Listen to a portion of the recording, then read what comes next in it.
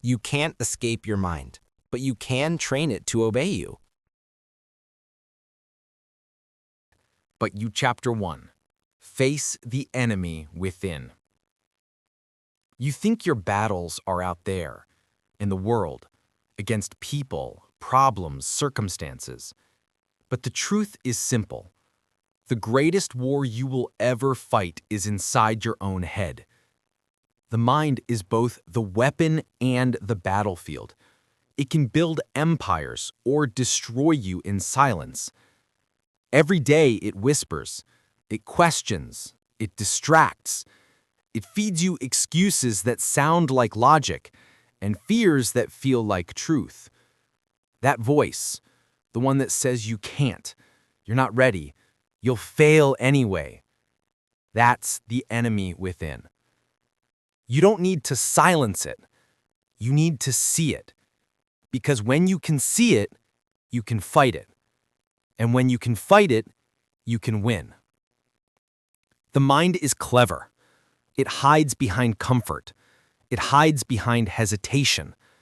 It tells you to wait until you're ready. But readiness is a lie. There is no perfect time to act, only the time you decide to move. Most people spend their lives negotiating with their mind instead of commanding it. They want to feel confident before they start. They want to feel motivated before they move. But the mind doesn't give you confidence. Action does. The mind doesn't hand you courage. Repetition does. Every time you act despite fear, your mind learns who's in charge. You are not your thoughts. You are the one who observes them. You are the commander, not the chatter. The voice in your head is loud, but it's not you. It's a pattern built by years of fear, repetition, and self-doubt. It's a script, and scripts can be rewritten. When you wake up in the morning and your mind says, "Stay in bed," that's not you. That's the enemy. When you face resistance before doing the hard thing, that's not weakness. That's the enemy testing your control. And every time you do it anyway, you win a small battle in the quiet war of self-mastery. The war is internal. Say it again. The war is internal. Every victory outside begins within. If you lose that inner battle, you lose before you even start. Your thoughts shape your emotions. Your emotions dictate your actions. Your actions define your reality. Control the first link, and you control the chain. Lose it, and the chain drags you wherever your impulses lead. The mind loves chaos. It thrives on distraction, on scrolling, on noise. It will do anything to avoid stillness because stillness exposes the truth. And the truth is this: most people are afraid of their own potential. They are terrified of what they could become if they actually focused. Facing the enemy within means choosing discomfort. It means sitting in silence long enough to hear the lies. It means realizing that the same mind that created your problems also holds the power to solve them. You must become the observer, calm, detached, aware. Watch the thoughts come and go like waves. Don't chase them. Don't fight them. Just recognize them. Awareness is control. Recognition is the beginning of resistance.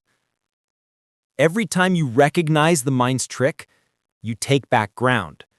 You take back power. You take back your peace. This is the paradox of control. The mind cannot be conquered through aggression. It must be trained through observation and repetition. You don't overpower it, you out-discipline it. You don't argue with it, you prove it wrong through action. The real enemy isn't fear, it's surrender. It's when you stop questioning the stories your mind feeds you.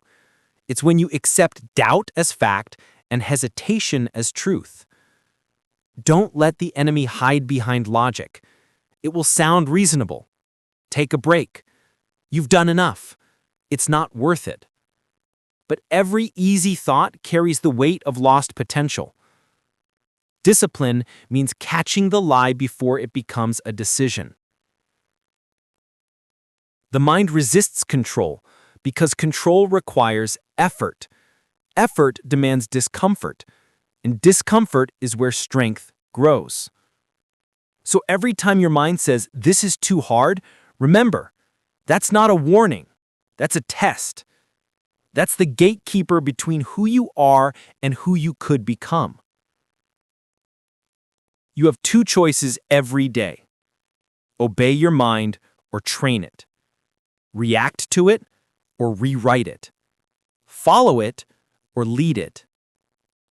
The greatest leaders in history weren't the loudest. They were the most disciplined.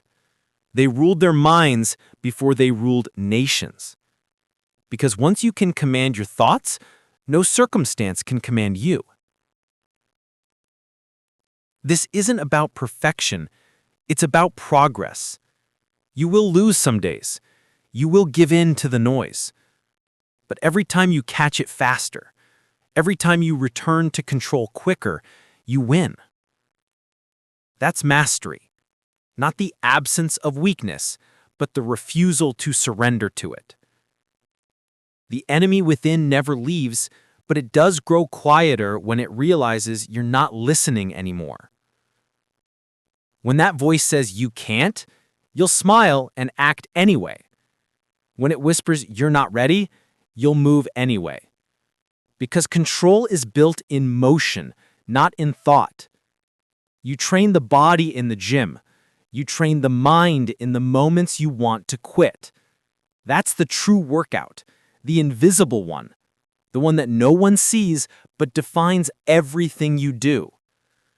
So the next time you face hesitation, remember this truth. It's not about winning once. It's about winning again and again until your mind stops fighting you, until obedience becomes instinct, until the voice that once held you back becomes silent under command. The war is internal. The enemy is within, and now you know its name. Control begins the moment you stop believing every thought you think.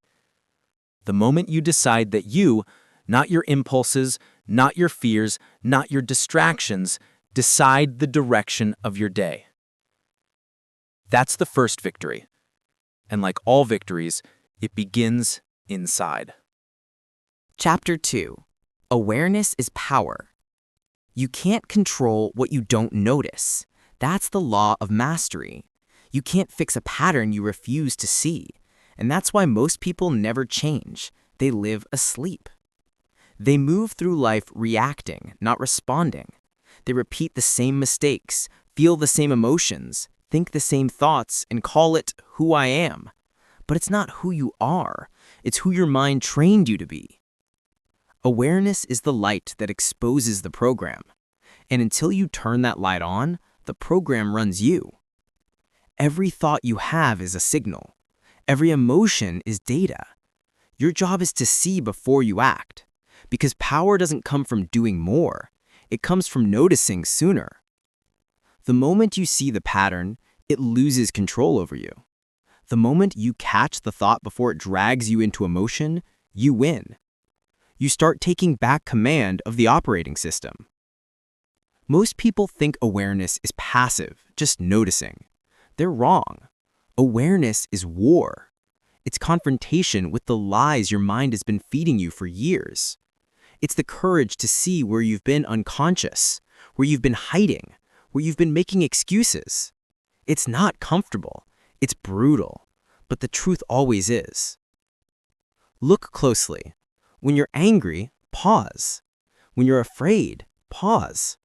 When you feel jealousy, guilt, pride, pause. Don't judge it. Don't justify it. Just observe. That pause, that single breath of observation, is where power lives. In that 1 second, you go from being controlled to being aware. And awareness is the gap between impulse and intention.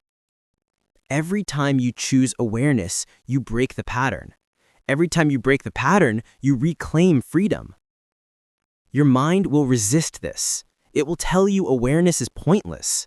It will say, what's the use in just noticing? But that's how the program defends itself. The moment you notice, you change the chemistry. The neurons stop firing the old way. The habit loses its automatic grip. This is neuroscience and spirituality meeting in the same place. Awareness rewires the brain. Observation creates distance, and distance gives you choice. You can't be aware and enslaved at the same time.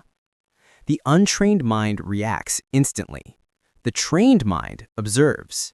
It pauses, analyzes, redirects. That's why I repeat, observe, pause, redirect. It's not a slogan, it's a system. It's how you reprogram the mind in real time. When something triggers you, say it quietly. Observe. Don't jump, don't fight. Watch.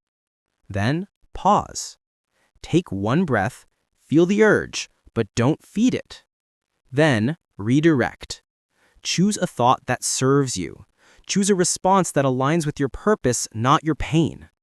That's mastery in motion. Simple, silent, immediate. You don't need a meditation mat for awareness. You need presence in the heat of the moment. You need consciousness where others lose control. Awareness turns life into training. Every argument becomes a mirror. Every delay becomes a test. Every mistake becomes feedback.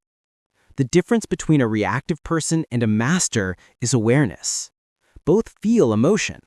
Only one sees it happening in real time. When you can say, I'm angry, but I'm aware I'm angry, the emotion loses its power to own you. It's still there, but it's not the driver anymore. That's evolution, from instinct to intelligence. The unconscious mind wants speed. The aware mind wants precision, and precision always wins. This practice won't make you emotionless. It'll make you limitless. Because once you can see your inner world clearly, the outer world stops controlling you. People won't trigger you, they'll reveal you. Obstacles won't stop you, they'll shape you. Failure won't define you, it'll refine you.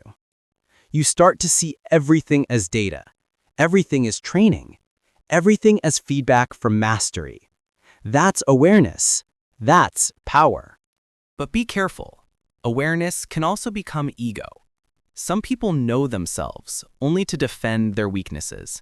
They say, that's just how I am, instead of asking, why am I like this? True awareness doesn't justify, it questions. It doesn't label you, it frees you. It doesn't make you right, it makes you real. If awareness doesn't lead to control, it's just intellectual noise. Use it, don't wear it. Your mission now is simple. Catch 1 thought a day, just 1. When fear appears, notice the words it uses. When distraction tempts you, watch how it starts. When procrastination hits, trace the emotion underneath. Every moment you catch is a rep, and just like the gym, repetition builds strength. Awareness is your daily workout. Each moment you stay conscious, you build the muscle of control. Miss a day, start again. Lose focus, restart. There is no failure, only feedback.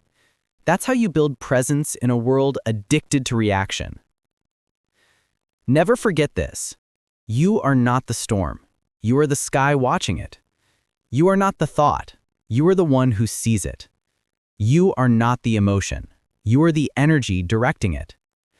The moment you realize this, the game changes because you stop identifying with chaos and you start identifying with control. That's awareness. That's power. That's freedom. Repetition mantra. Observe, pause, redirect. Observe, pause, redirect. Observe, pause, redirect. Repeat it until it becomes instinct. Repeat it until awareness replaces reaction. Because once you master this, you stop living unconsciously and start living intentionally. Chapter 3. Stop reacting. Start responding. Reaction is weakness. Response is strength. They look similar on the surface, but they are worlds apart inside. Reaction is fast, emotional, automatic. Response is calm, deliberate, chosen. One leaks energy, the other directs it. Every day, life throws tests at you. Someone cuts you off in traffic. A coworker says something disrespectful. Your phone lights up with a message that triggers you. And before you even think, you react. The pulse rises, the words spill, the control vanishes. You've been conditioned to believe that reacting proves you care. It doesn't. It only proves you're controlled. The world rewards reactors with attention, not respect. Algorithms, gossip, outrage, all feed on your reactivity. But masters don't feed the system. They watch it burn itself out. When you react, you're a puppet. When you respond, you're a strategist. The difference is time, a single second of awareness between stimulus and action. That 1 second is the gap where freedom lives. In that gap, you choose. Do you let emotion drive, or do you hold the wheel? This is the practice. Pause before you move, breathe before you speak, think before you strike. It's not passivity, it's power. Because nothing unnerves chaos more than calm. Reaction is the mind's default mode. It's survival programming. Fight, flight, freeze.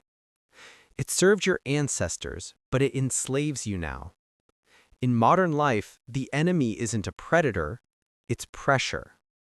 Emails, deadlines, arguments, insults, uncertainty. And every time you react, you reinforce the habit of losing yourself. You must train your nervous system like a warrior trains reflexes. Slow the inner trigger. Replace the automatic with the intentional. When anger rises, don't suppress it. Feel it, but contain it. Power held back is power multiplied.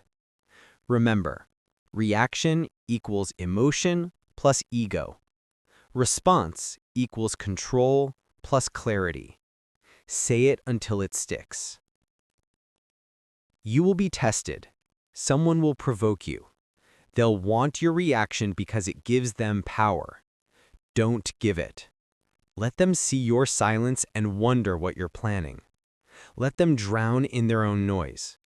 Silence in the face of provocation isn't weakness. It's a strategy. Reactors are predictable. Responders are unreadable. And unpredictability is control. Watch the masters of any discipline. Fighters, negotiators, leaders. They all share one trait: emotional delay. Their faces stay still while the mind calculates. They don't give away their next move through emotion.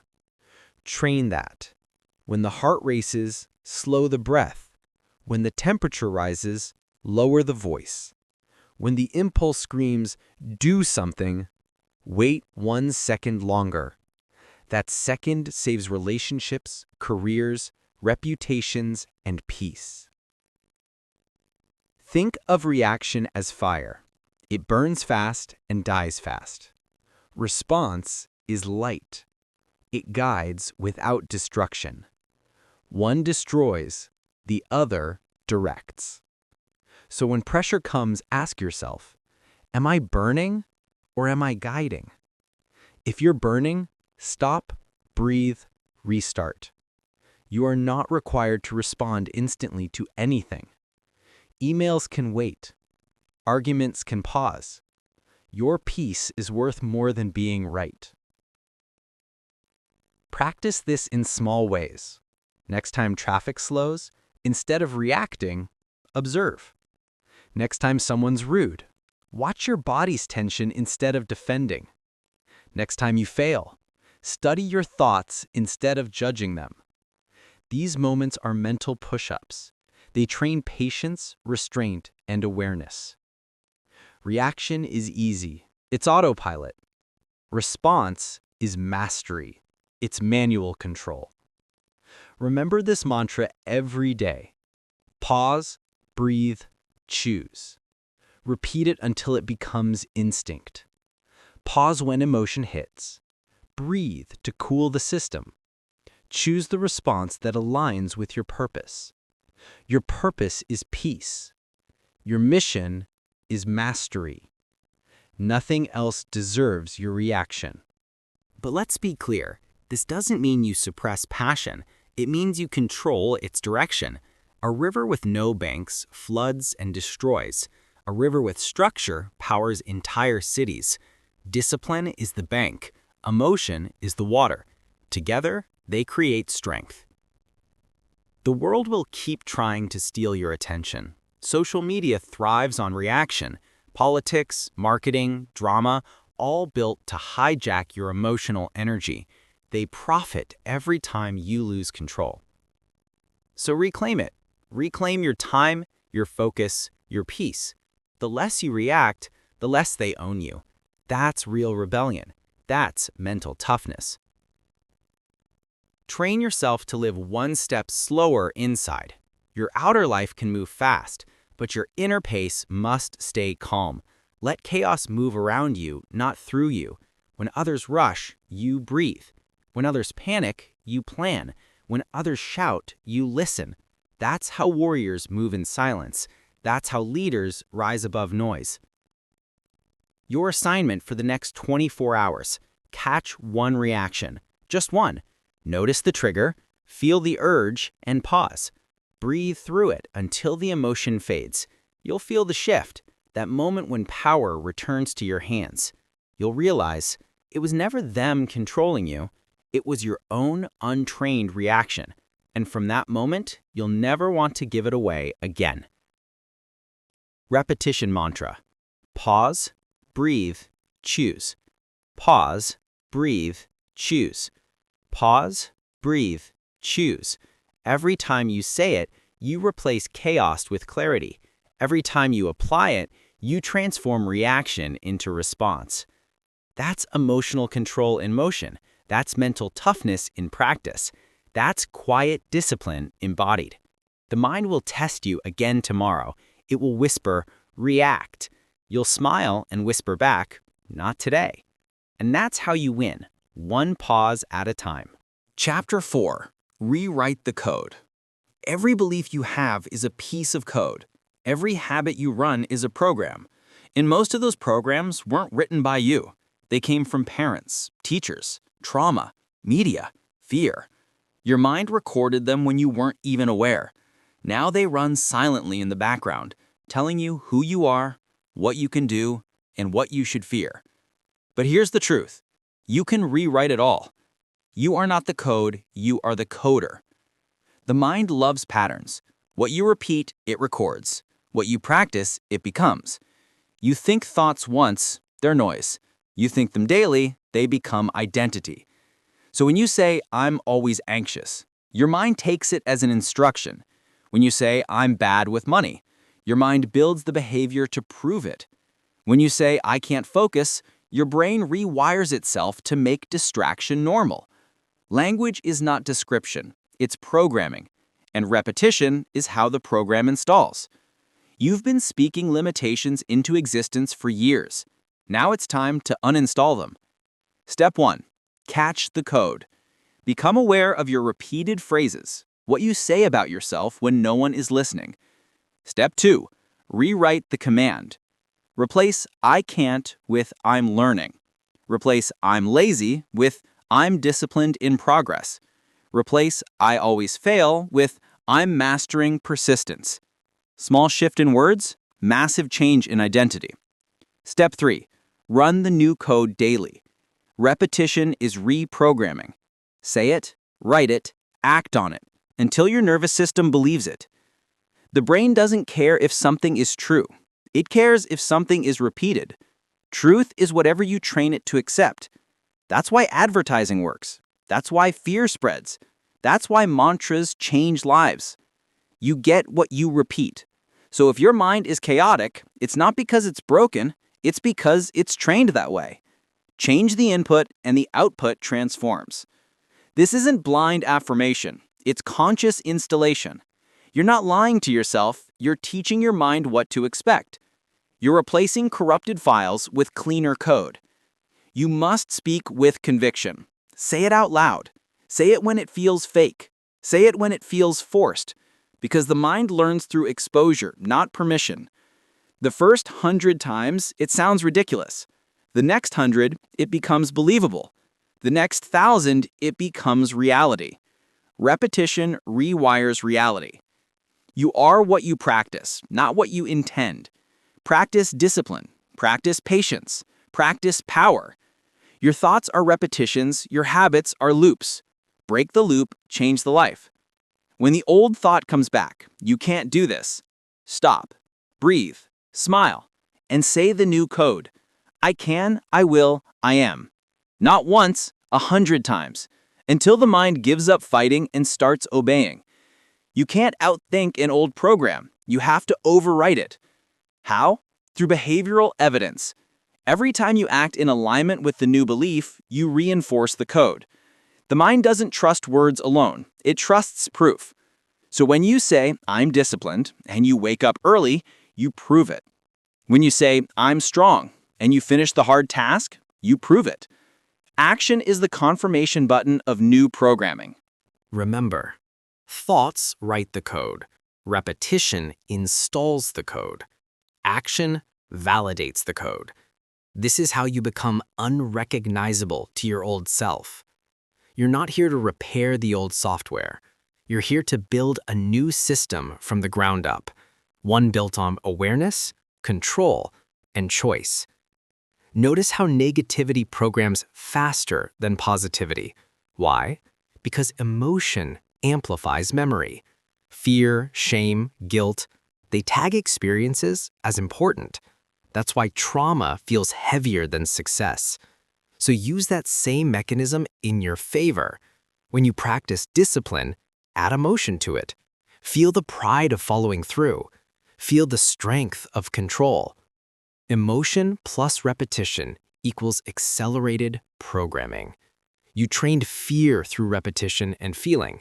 Now, train power the same way. The world around you is constantly trying to write code into you. Ads telling you what to want. People telling you who to be. Culture telling you what's normal. If you don't consciously program your mind, someone else will. So guard your inputs. Guard your feed, your circle, your language. Ask every word you consume, does this build me or break me? If it breaks you, delete it. If it drains you, block it. If it distracts you, starve it. You can't run a clean system on dirty data. It takes 21 days to form a habit, 90 days to form an identity. Repetition is not boring. It's how mastery is built.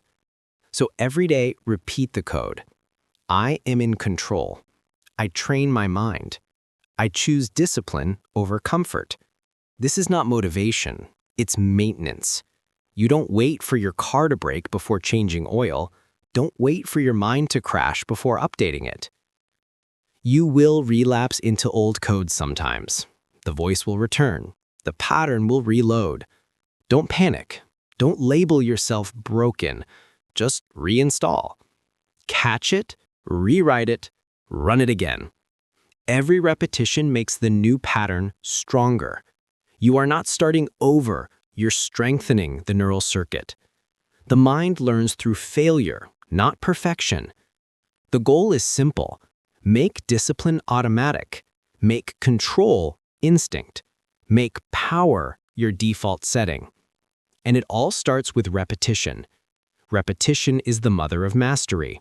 Repetition is the architect of belief. Repetition is reprogramming. Say it until it's who you are. Repetition mantra. Repetition is reprogramming. Repetition is reprogramming. Repetition is reprogramming. Because every time you repeat control, you overwrite chaos. Every time you repeat strength, you erase fear. Every time you repeat focus, you become the programmer of your own mind. And that's how you write the code. One thought, one action, one repetition at a time.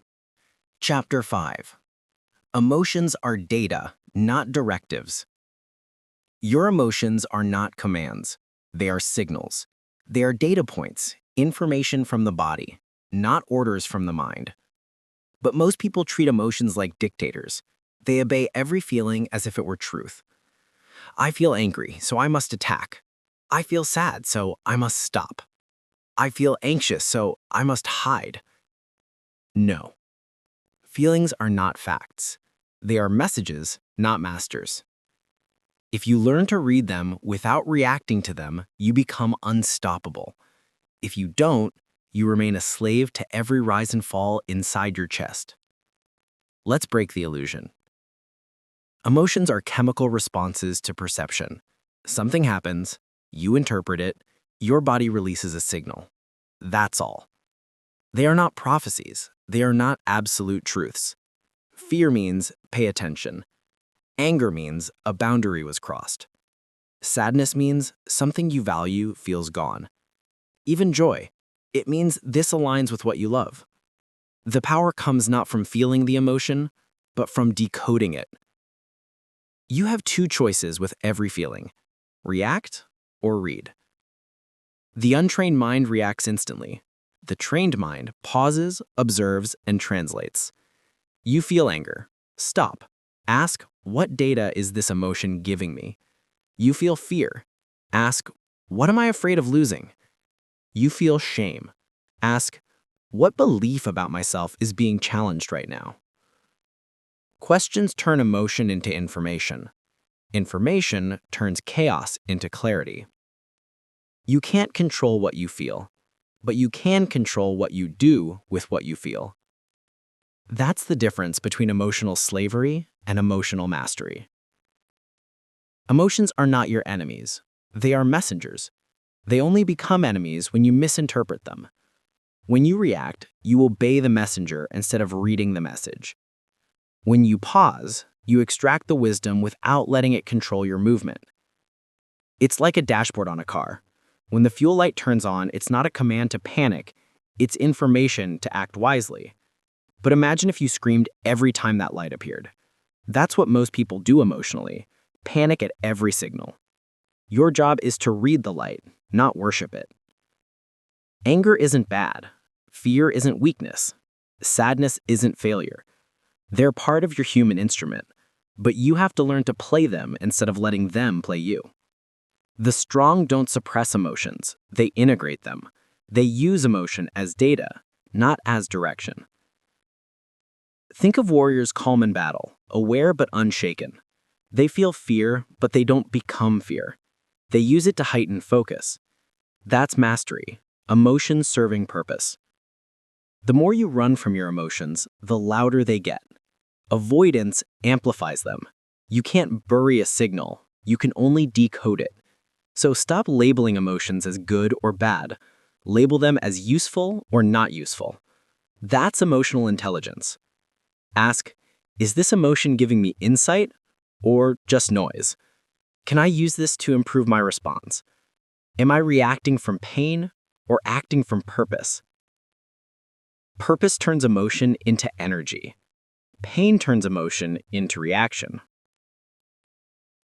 Let's take fear. Most people think fear is weakness. It's not. It's awareness magnified. Fear sharpens attention. It signals what matters. But if you obey it, it becomes paralysis. If you study it, it becomes power. Courage isn't the absence of fear. It's mastery of it. Courage means saying, I see the data, but I choose the direction. Now anger. Anger is raw energy. It's a surge that says something's wrong, something needs to change. Don't suppress it, direct it. Channel that energy into creation, movement, improvement. The calmest people you know aren't emotionless, they're emotionally trained. Every emotion has fuel inside it. You either burn it recklessly or you harness it intentionally. Here's the mantra: feel it, don't follow it. That's emotional control in a single sentence. Feel fully, but act wisely. You don't need to deny your emotions to be strong. You just need to separate feeling from following. Feel anger, but don't send the message. Feel fear, but take the step anyway. Feel sadness, but still show up. That's real strength. Emotion acknowledged, direction maintained. Emotional maturity is self-regulation. Not suppression, not indulgence, regulation. It means you let emotion move through you without letting it dictate you. You don't dam the river, you guide it. You don't drown in the current, you learn to surf it.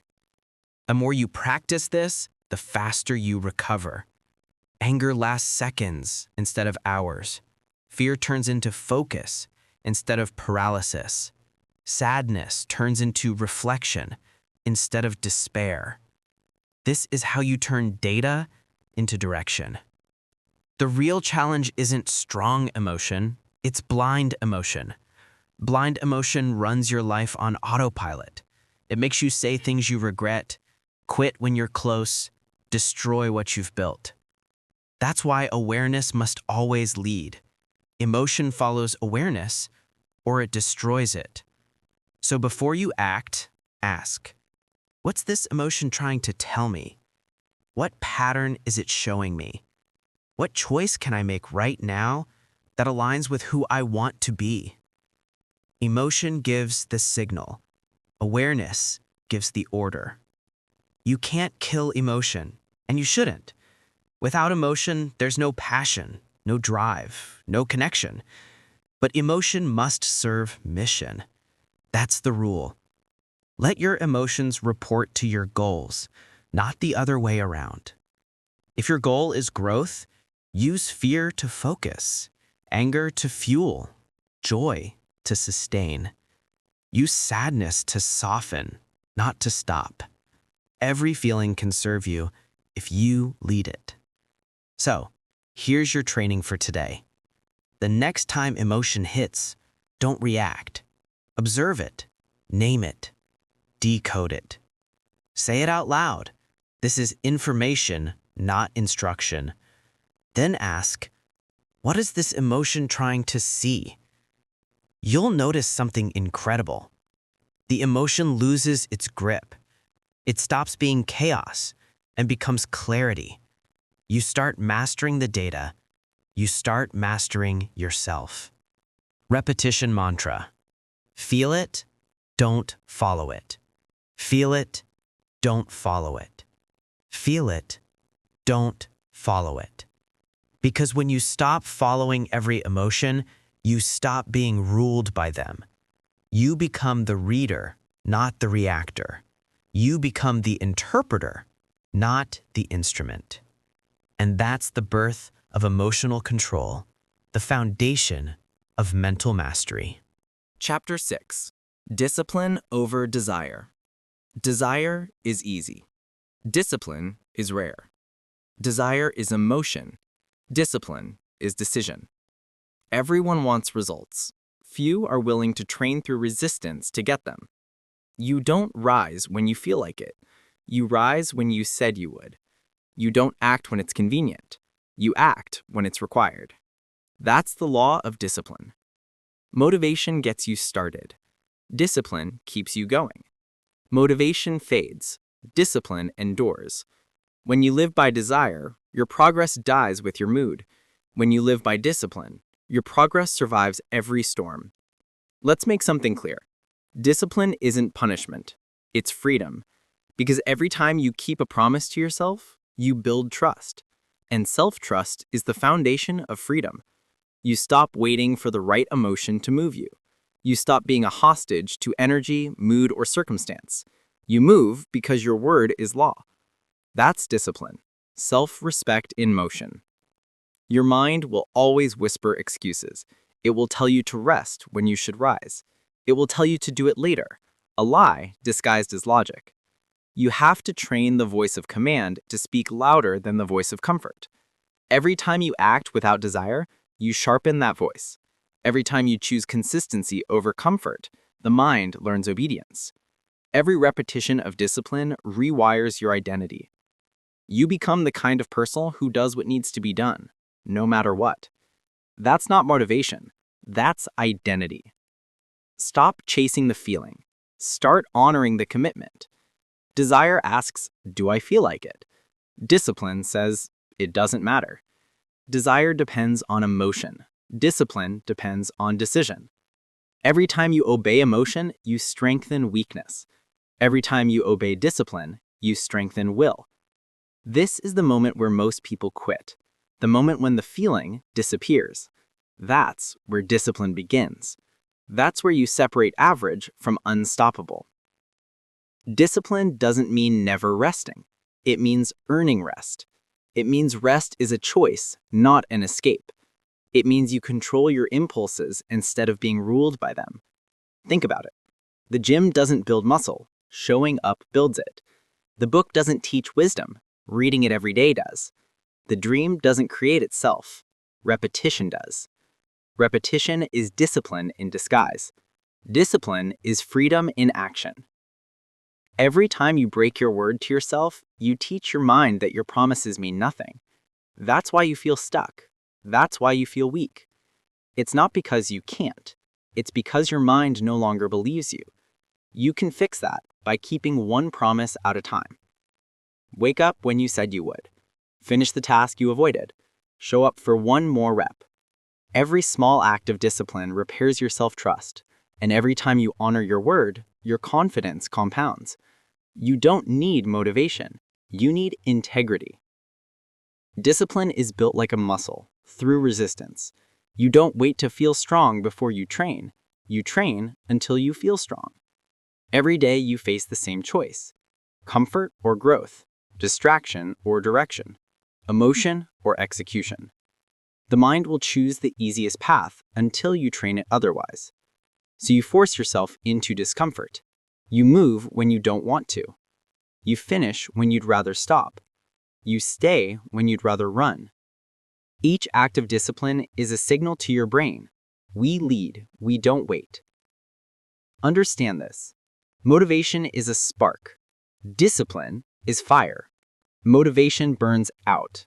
Discipline burns forever. That's why the greats don't rely on moods. They rely on systems. They plan the work and work the plan.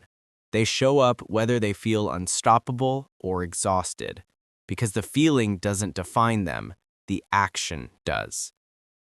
Discipline is doing what needs to be done long after the feeling has left. Some days, your emotions will betray you. You'll wake up tired, unmotivated, lost. You'll feel resistance pulling you back to comfort. That's when you remind yourself, feelings are weather, discipline is climate. You don't cancel the day because of clouds. You move through them. You work anyway. Every act of discipline is a declaration. I am not my emotions. I am not my impulses. I am not my excuses. You become the commander of your mind, not its servant. The reward of discipline isn't applause. It's peace.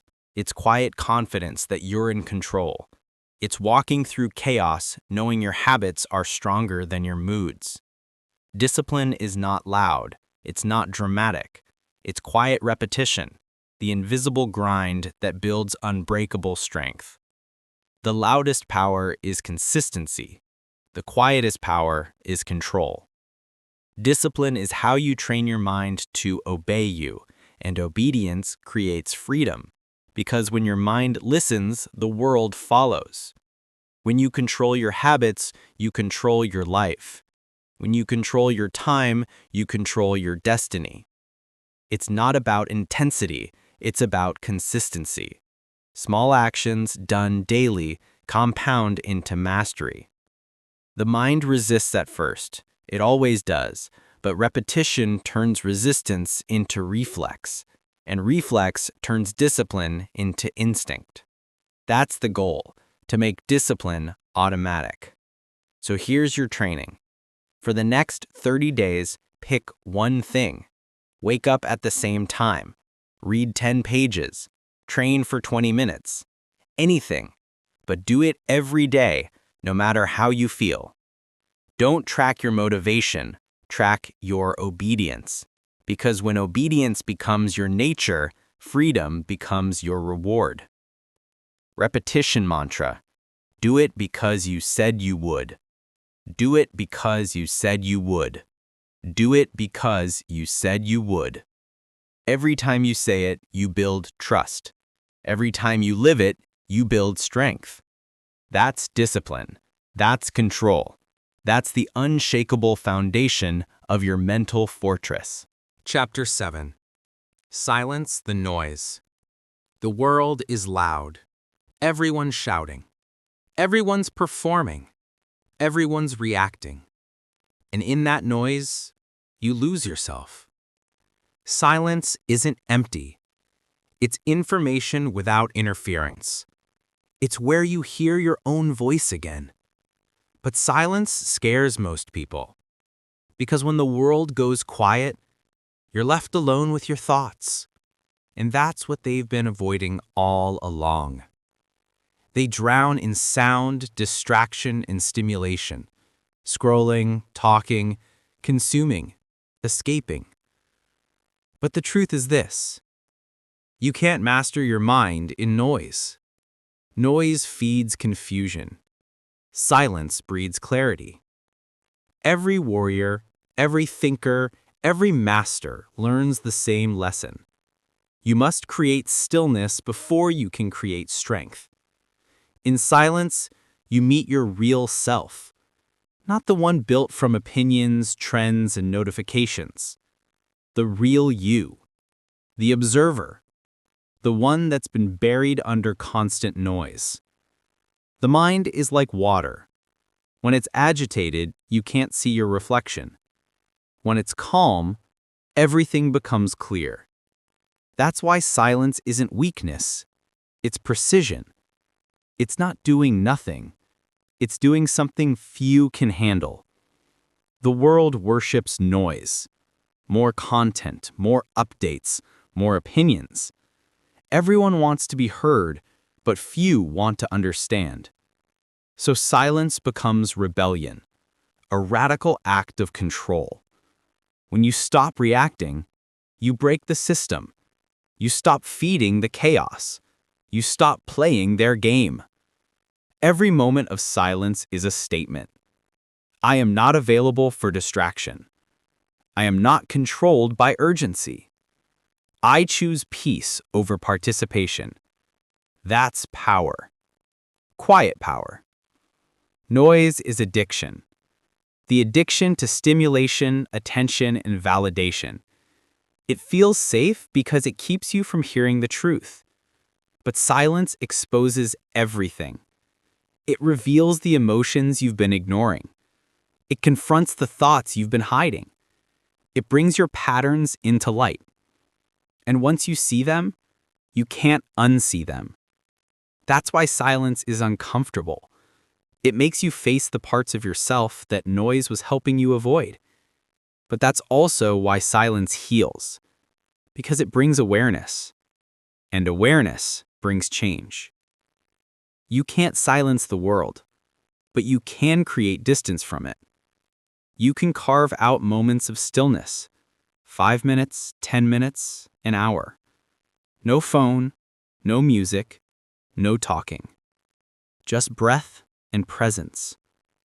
At first, it'll feel unbearable. You'll reach for distraction out of habit. But if you sit long enough, you'll feel the noise inside you begin to fade. That's the moment clarity enters. That's the moment power returns. Silence doesn't just clear the mind. It resets it. Your mind is a tool, not a storm. But to use it, you must quiet it. You can't aim a shaking hand. You can't focus through constant sound. So you build silence into your life like a ritual. Morning, night, in between tasks, tiny breaks of nothingness that remind your brain who's in charge. You don't find peace, you train it. You don't wait for quiet, you create it. Silence is a discipline, and like all disciplines, it gets easier the more you practice it. The more silent you become, the more you can hear. You hear what's real, not what's loud. You start recognizing the difference between the world's urgency and your purpose. Not everything that demands your attention deserves it. Not every battle is yours to fight. Not every argument requires your reaction. Silence gives you discernment. It teaches you what matters. When you're silent long enough, you realize how much of what you thought was important was just noise in disguise. Don't mistake silence for weakness. Weak people can't stay still. They need chaos to feel alive. The strong move slow. They speak less. They conserve energy. Because they understand that silence isn't absence, it's control. Noise reacts. Silence observes. Noise consumes. Silence creates. That's why creators, leaders, and thinkers protect their silence like treasure. You need silence to hear truth. You need silence to feel intuition. You need silence to command your mind. Your best ideas won't come when you're scrolling. They come when you're still. They come in the shower, the walk, the quiet hour before sunrise. That's your mind breathing again. So let it. Give it room to think, to process, to grow. Silence is the gym of the mind, and focus is the muscle you train there. This is how you practice. When your phone rings, don't grab it immediately. When your mind races, don't add more sound. Just stop, breathe, listen. You'll start to notice things you couldn't see before. Patterns, insights, ideas. That's not coincidence. That's clarity revealing itself through silence. People will try to fill your silence with their noise. They'll call you distant, cold, detached. Ignore it. They don't understand that silence isn't disconnection, it's elevation. You're not ignoring the world, you're mastering it from above the chaos. Repetition mantra. Quiet is control. Quiet is control. Quiet is control. Say it until it feels like breathing. Because when you master silence, you master presence. And when you master presence, you master everything. The world will keep screaming. Let it. You're not here to shout louder. You're here to move quieter. That's how true power works. It doesn't need to be heard. It only needs to be obeyed. Chapter 8. Detach from distraction.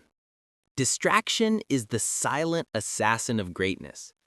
It doesn't destroy you loudly. It dissolves you slowly. Not through pain, but through comfort. Not through loss, but through noise. It keeps you busy, not productive. It keeps you scrolling, not growing. It gives you the illusion of movement while stealing your direction. Every distraction you indulge in is a trade, your focus for nothing. And the currency you're spending is time you'll never get back. Distraction wears a mask. It calls itself entertainment, connection, keeping up. But what it really is avoidance. Avoidance of silence. Avoidance of self. Avoidance of the real work. You chase notifications to escape introspection. You chase validation to avoid solitude.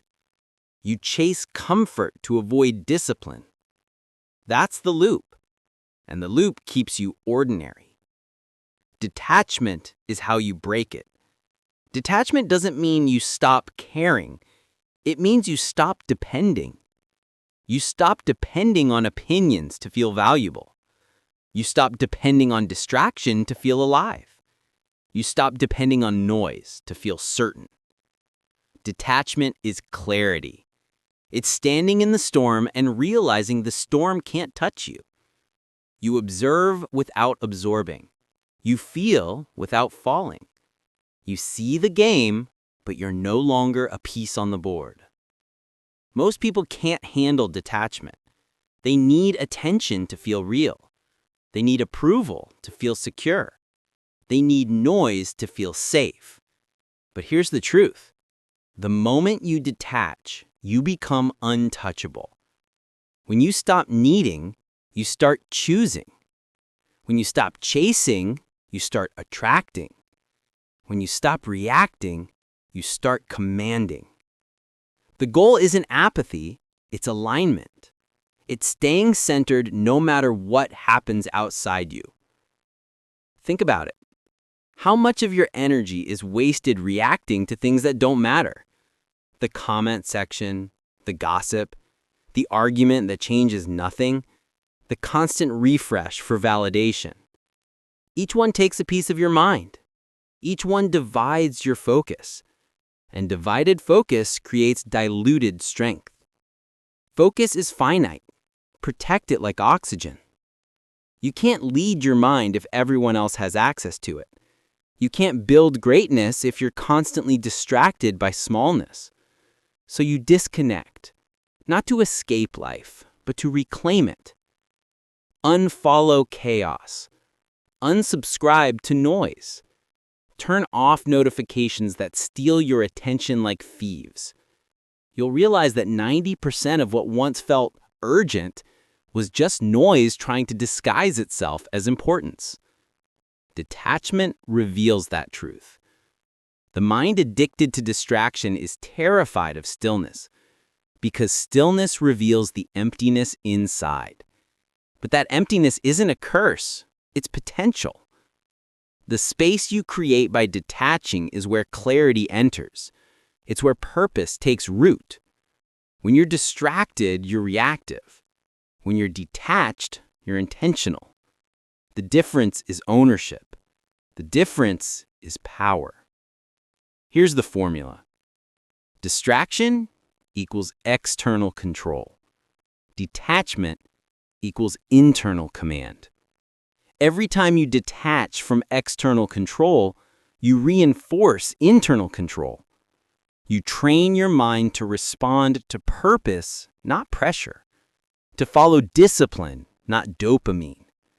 You can't be free and addicted to stimulation at the same time. You must choose freedom or distraction, focus or validation, purpose or noise. Choose wisely. Your life becomes what you choose to notice. Detachment is strength in disguise. It's the ability to stay calm when others panic, to stay grounded when others chase approval, to stay silent when others seek reaction. That's not coldness, that's control. You're not emotionless, you're composed. You're not indifferent, you're independent. You can love without clinging. You can care without craving. You can engage without absorbing. That's emotional mastery. Understand this. Detachment doesn't push life away, it lets it flow through you. You stop trying to hold what was never yours to control. You stop chasing what was never meant to stay. You learn to say, if it aligns, it stays. If it distracts, it leaves. That's peace. You no longer need to fight for validation, you generate it. You no longer chase opportunity, you create it. You no longer fear loss, you trust replacement. Detachment builds confidence that doesn't depend on circumstance. This is your practice. When something triggers you, pause before reacting. When a notification pings, let it ring. When attention calls, ask, does this serve my purpose or steal it? If it steals it, walk away. Every walk away strengthens the fortress of your mind. The more you detach, the more power returns to you. The The more you disconnect from noise, the more you reconnect with purpose. Distraction is weakness disguised as busyness. Detachment is power disguised as peace. And yes, people will misunderstand you. They'll call you distant, cold, disconnected, but that's because they need noise to feel normal. You don't. You've evolved past the addiction. You've upgraded from validation to vision. You don't chase, you choose. You don't react, you respond. You don't beg, you build. That's detachment. That's maturity. That's mastery. Repetition mantra. Less attachment, more attention. Less attachment, more attention. Less attachment, more attention. Because what you let go of frees your energy, and what you focus on builds your world. Detach from the noise. Detach from the opinions. Detach from the illusion of control. And you'll finally hear the one voice that matters, your own. That's not escape, that's enlightenment. Chapter 9. Turn pain into power. Pain is inevitable. Suffering is optional. Pain is part of life. Growth is a choice. You can let pain define you, or you can make it refine you. You can let it break you, or you can use it to build you.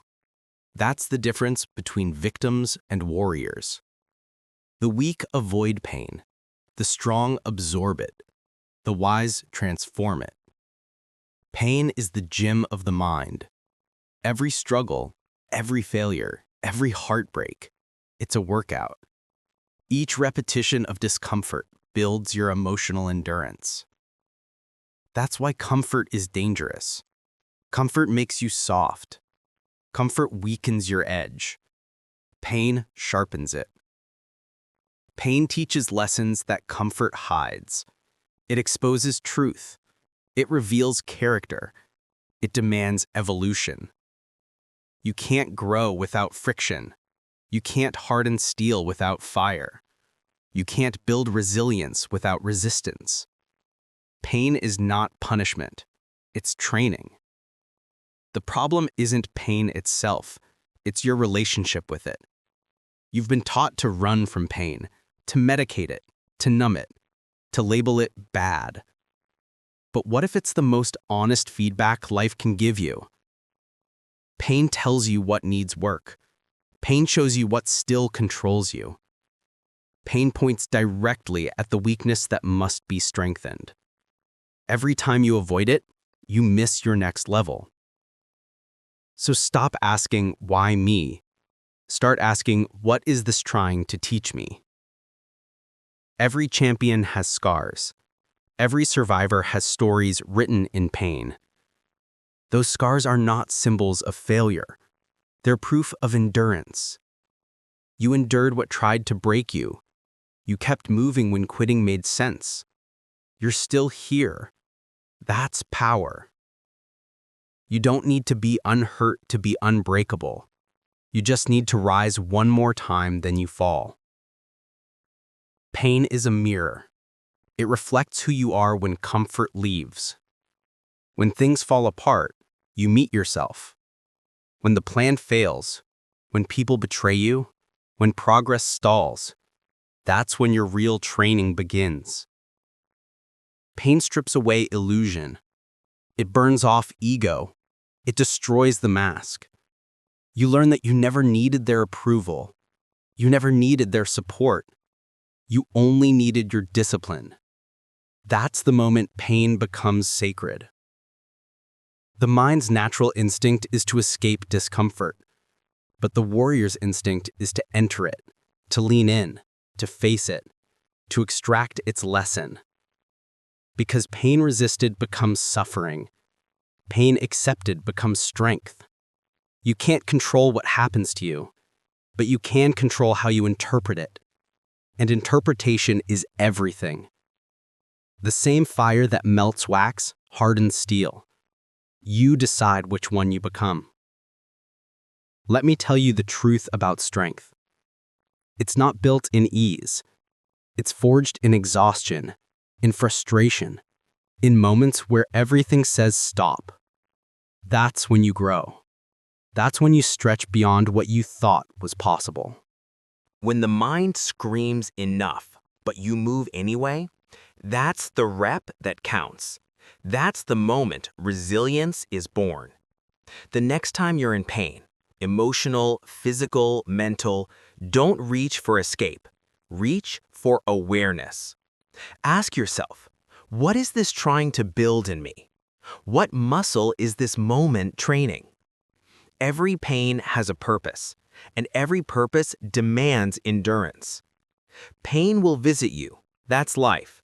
But whether it stays and destroys you or strengthens and transforms you, that's on you. You can't numb your way to greatness. Every pill, every distraction, every escape, it's a delay in your evolution. You're meant to feel, to face, to grow. Numbing pain kills awareness. Facing pain builds mastery. The greatest growth of your life will come from the moments that hurt the most. And years from now, you'll look back and realize the pain that once broke you built you. Remember this: the strongest trees don't grow in comfort. They grow in storms. They grow roots deep enough to outlast the wind. You're the same. The storm doesn't mean you're breaking. It means you're being tested for what you're meant to carry. Stop praying for easy. Pray for endurance. Pray for awareness. Pray for power that doesn't collapse under pressure. Pain is your ally when you stop fearing it, because pain reveals power, power that comfort hides. When you walk through pain consciously, you become immune to manipulation, immune to weakness. Pain no longer scares you, it serves you. It becomes your compass. Every time it appears, it's saying, here lies your next evolution. You will lose people. You will fail. You will face betrayal. You will be misunderstood. That's life's way of shaping you into someone who doesn't rely on anything external to stand tall. Let it hurt. Let it shape you. Then let it go. You don't carry the pain. You carry the wisdom. Repetition mantra. Endure with purpose. Endure with purpose. Endure with purpose. Because pain without purpose is suffering. But pain with purpose is transformation. Let every hardship remind you, you are not fragile. You are forged.